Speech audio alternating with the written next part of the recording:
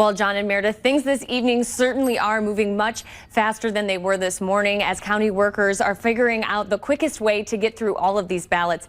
They do say so far, though, for each municipality, the number of ballots cast on Election Day is matching up with the number of ballots they are seeing through this recount. Well, John and Lee, this rematch race has been tight from the very beginning. And the latest Marquette Law School poll released last week shows that Feingold does have a 1-point lead ahead of Senator Ron Johnson, but that's a lead a lot of Democrats are not quite comfortable with.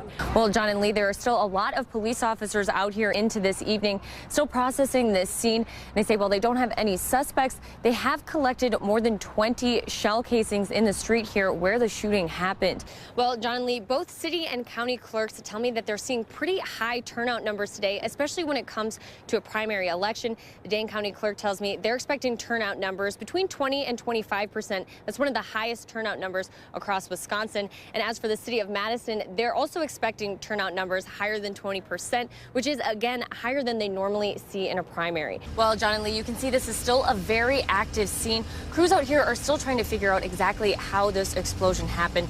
Again, so far we know that one man was taken to the hospital. We're learning now that's a man in his 50s who's in critical condition. Right now, crews out here are inspecting nearby structures, checking for any other residual damage, making sure that every structure is safe before they let people back inside. Well, John and Lee, there are a lot of disappointed Russ Feingold supporters out here tonight who thought this was the year that he would return to Washington, D.C. Of course, Feingold has won this Senate seat in the past 3 times, but lost it in 2010 and now again in 2016. Well, John and Meredith, the letter was originally sent to one family who was a member of the swim club and referenced a second family who was also a member of the club.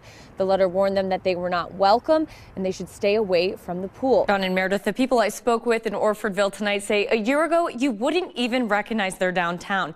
They've had some great economic success there thanks to a $7,000 investment from their village board.